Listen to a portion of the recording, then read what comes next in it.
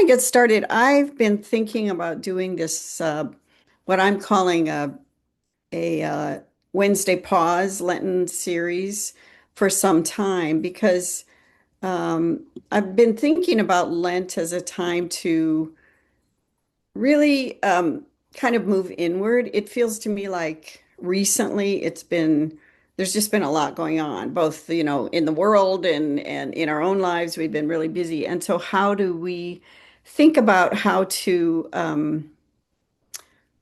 just slow down, how to refresh? And I think back on many people in history, particularly Christian history and the Christian mystics and the ways in which and some of our revered teachers, even people like Martin Luther King, how they would take time for themselves and they would really sit with God as Jesus did, and then had the kind of energy they needed to move forward. So I'm thinking about Lent as a time to do that, to kind of pull back, to spend time with God, to spend time in prayer, to spend time in a contemplation, and then to move outward as we move toward Easter. So let's just start by taking a breath, if you would. If you want to close your eyes, you can, and just take 5 deep breaths, just to center ourselves in this moment.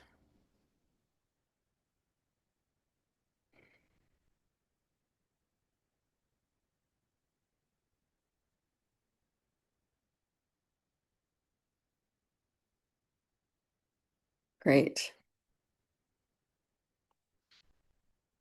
So let me give you a little bit of an agenda. We'll go until 6 o'clock. I'm going to talk a little bit about some background about what I'm about to do. And then I'm going to lead you through an exercise. And then I'm going to open it up and see if you have questions, if you have comments, if maybe you have suggestions for one another. So as we begin, I really wanted to focus on a kind of type of prayer that is one we don't use very much, which is silent prayer and meditation. And I'll talk more about that. It's something that's been brought much more to the current time in recent years. I wanted to mention too that this first portion is going to be recorded, but once you begin to talk, you won't be on recording, so don't worry about it. This this time of Lent, as I said before, feels to me like a time to go inward, and I've been thinking a lot because I'll be preaching on it this Sunday about Jesus in the Garden of Gethsemane and just that sense of self-reflection, of prayer, of talking to God. Thinking about what does it mean to sort of expand our spirituality in these times when we're kind of stretched thin, and to ground ourselves and to deepen our experience and to think about this kind of sense of a greater power. Every label we use for God is inadequate. We know that. They're all limited. I like to use the term presence, and you'll hear me use that a lot, just the presence of the creator, of the incomprehensible, and to look really inside and outside. And I wanted to share with you, some of you have heard me talk about this, but I wanted to share with you a little bit about my background and why I do this, why I like to do this kind of practice. I think I've been doing contemplative practices for 50 years, I figured out, which scared me a little bit. Um, Really 20 years, but I learned some of this when I was in college. So that's how long I've been dabbling, let's call it. But in the last 20 years, I got more serious. I met Father Thomas Keating probably around 20 years ago and had a chance to practice with him. He was a Cistercian monk and kind of brought some of the old practices of the mystics in Christianity back to up to the present time and help people to kind of rediscover those. So I was able to practice with him. And I remember him saying to me once, he said, if you try this practice, and he had a very specific one, which I'll give you a little bit of, but that's not all we'll do. Um, if you try this practice 20 minutes twice a day for 6 months, it'll change your life. And I happen to have a 6 month sabbatical coming up. And so I did. I mean, I won't say I did every day, but I did some, and it changed my life. I mean, it really helped me to understand what he says, which is this is like divine psychotherapy. It's like self-awareness. It's sitting in silence and really allowing yourself to expand a bit. So it's something I've continued to do. And then when I moved into chaplaincy, and I've worked with some of you at like at Chapman University. Um, I found that people really needed a way to just center and deepen, and many were maybe not in a Christian tradition or in any spiritual tradition. But I discovered the practice of mindfulness was really useful for people. That what mindfulness has done in this country, and I have a whole book on it, so you can read that. Some of you have, I know, but in some good and some bad ways. But what it's done is it's taken some of the wisdom from like Christian mysticism, also from some Buddhist practice, and put it into a kind of easy to understand secular form, if you will. What I liked about it was I could use that to help people who were not necessarily spiritual to develop their kind of sense of centering, sense of quiet.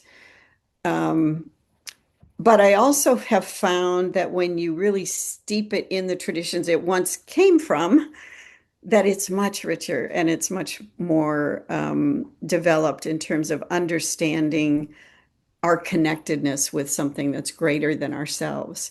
So it's not just an individual practice, in other words. I used to talk with the students about religion and spirituality. And when I would ask students, what's the difference? They would say, well, religion is something that you share with others. Spirituality is an individual personal thing. And I tend to challenge that. I think spirituality is deepening our faith so that then we really understand our connectedness with others in a deeper way. And it's actually what actually helps us to be very much connected. And then religion, of course, can give us the structure to do that if we're part of that. So what's interesting to me is that the current mindfulness movement will not tell you this, but this is it really grows out of these traditions that help us to be connected with the earth, connected with God, connected, understanding ourselves as a part of um, this greater presence and greater consciousness. Thomas Keating wrote about the story of the Transfiguration, and I wanted to share that with you. This is just a way he steeps this in the scripture over and over. And if you read the Jewish scriptures, if you're more familiar with those, you'll see the same thing in the story of Moses. A couple weeks ago, the lectionary for those who are church people was the Transfiguration, where Jesus takes three disciples up on the mountain.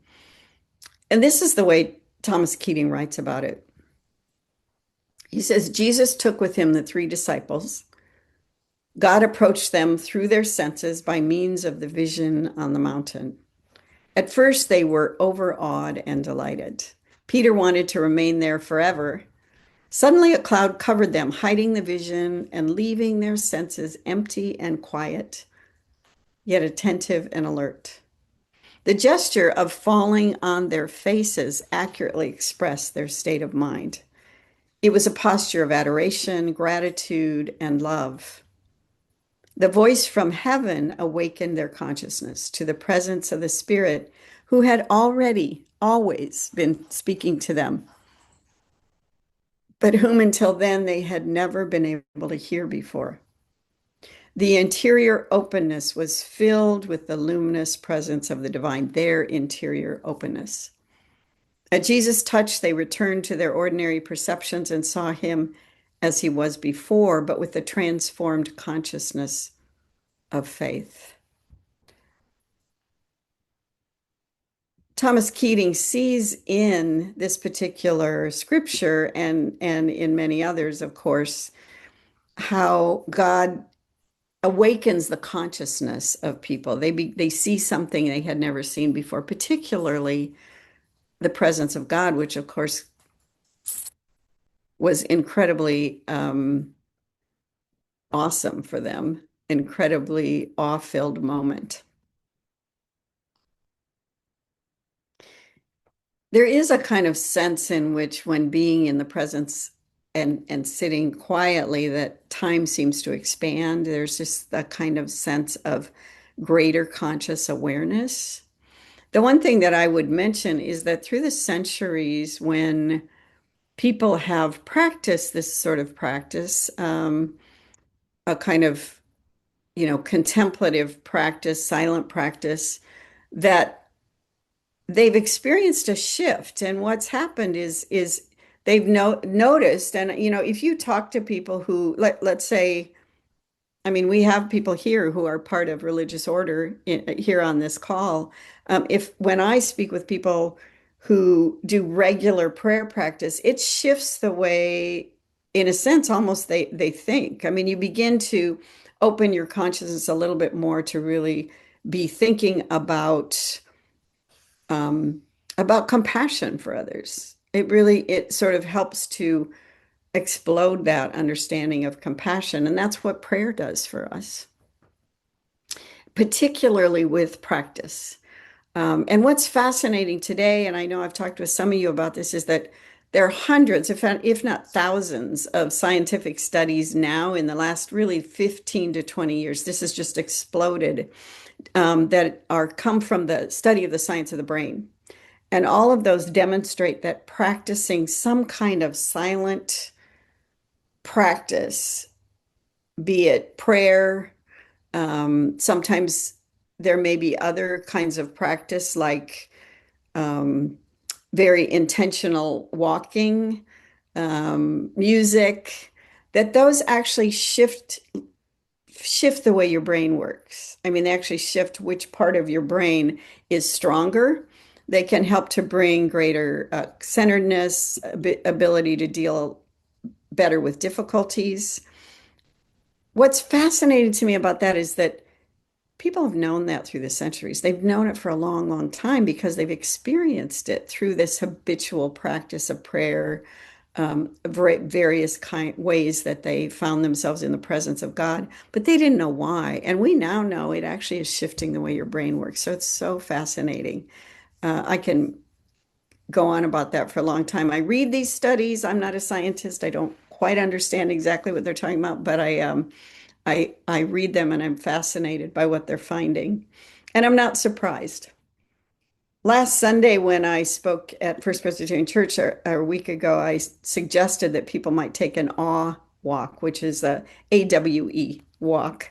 There are studies which I find a little bit amusing right now that say experiencing awe shifts the way our brain works and helps us to just feel much more uplifted, opens us up a lot more. And the reason I find that amusing is because I think many of us have known that for many, many years. But all of a sudden they're studying that and telling us that. And so I'm going to encourage you. That's one of the things I'll encourage you to do is to try to take what we call an awe walk, which is just to walk around, to look for things that bring you a sense of awe.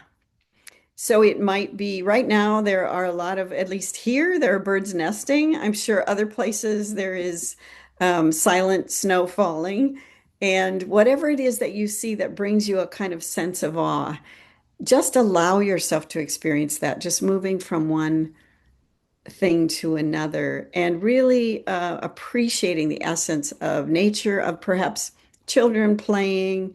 Reverend Jim Burklow has this beautiful quote. He says, when you're awake to the possibility that the world around you has an essence that is beyond you, far beyond you, you have awakened to God.